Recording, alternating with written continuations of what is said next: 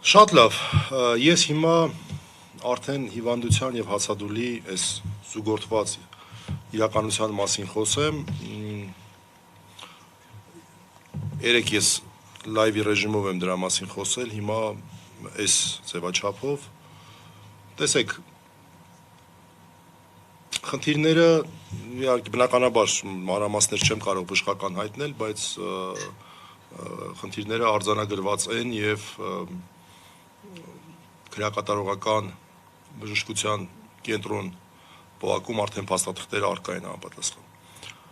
Խնդիրները սկսվել են վաղուց, իմ պատկերացմամբ, իմ ընկալմամբ, դա եղել է, խնդիրները առաջացել են առաջին կալանավորման շրջանում 2024 թվականին։ Հետո ես տեղակ էի, նաև որպես ընտանիքի հարազատ, տեղակ էի, որ Նարեկը պատրաստվում էր վիրահատվել, դեկտեմբերի ամսին էր նախատեսված դա, նաև ինչ-որ առումով փորձում էր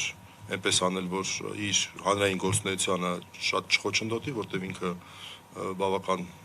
տևական պրոցես կարող էր լինել, եւ վերջապես դեկտեմբերին նշանակվեց, մենք էլ ուրախացել ենք, որ առողջական խնդիրները կարգավորի, որովհետեւ առողջական խնդիրները ինչքան շուտ կարգավորես, այնքան հետևանքները ավելի քիչ կլինեն, դա դասագրքային ճշմարտություն է։ Դեկտեմբերին էր պլանային նախատեսված։ Բայց ոնց որ ասում են,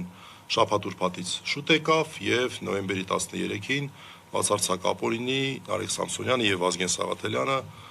կալանավորվեցին, ձերբակալվեցին եւ հետո կալանավորվեցին։ Արդեն այս նոր կալանքի ընթացքում խնդիրները ավելի սրվեցին եւ ես դրանց մասին տեղեկացա 2025 թվականի վերջին օրերին 26-ի սկզբին։ 26-ի կարելի ասել հենց առաջին իսկ օրը, հունվարի 1-ին։ Եվ քննարկեցինք Աստղիկի հետ էլ, մեր գործընկերների հետ էլ, որոշեցինք, որ առաջին իսկ աշխատանքային օրը պետք է դրա մասին տեղեկացնենք դատապարտյալների ներողություն, քրեակատարողական բժշկության կենտրոն պողակին, իդեպ կարճ ասեմ, որ այս կառույցը դուրս է քրեակատարողական համակարգից, իրենից ներկայացնում է առանձին կառույց եւ առողջապահության նախարարության ներքո է գտնվում, այլ ոչ թե արդարադատության։ Մենք որոշեցինք, որ առաջին իսկ աշխատանքային օրը պաշտոնապես տեղեկացնենք կառույցին եւ նաեւ նախապես խոսելով իհարկե բուժող բժշկի հետ միջնորդենք, դա մեր իրավունքն է, որպեսզի նրանք թույլատրեն բուժող բժշկի այցը եւ զննությունը։ Դա կատարեցինք հունվարի 5-ին, առաջին աշխատանքային օրը։ Ես ուզում եմ հատուկ նշեմ, որտեղ սա իմ անձնական փորձառությունն է, իսկապես մենք գործ ենք ունեցել, եթե բժիշկների մասին ենք խոսում, մենք գործ ենք ունեցել մարդկանց հետ, ում հետ ես շփվել եմ, որևէ մեկից որևէ բողոք չկա։ Մարդիկ եղել են պրոֆեսիոնալ, մարդիկ եղել են սրտացավ։ Եվ նույն ժամկետների հետ կապված ասեմ, որ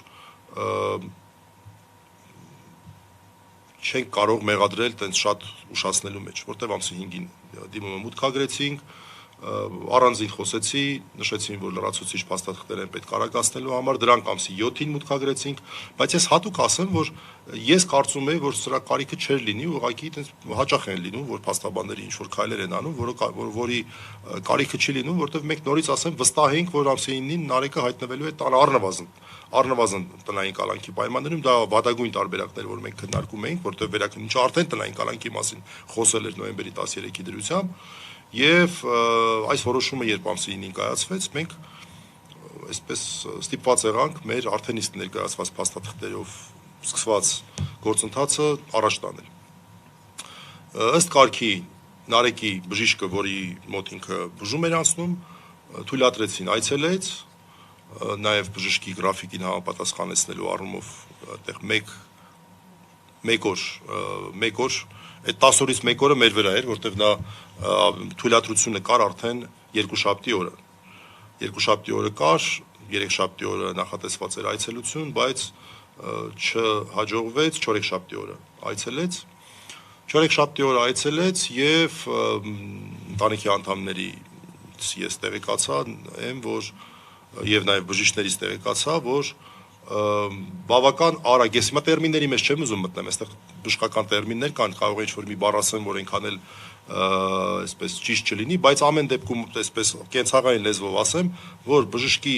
համոզմունքն այն է, որ օր առաջ պետք է կատարվի այդ վիրահատությունը։ Այնտեղ տերմին կա, որը նշանակում է, որ եթե դա գրվում է օրեն պետք է անմիջապես կյանքին անմիջական վտանգ է սպառնում եւ դա նշանակում է անմիջական ուրեմն ներգրավում, կյանքին անմիջական վտանգ եւ դրանից մի խազ կարող եք վերև համարել, այսպես ասեմ։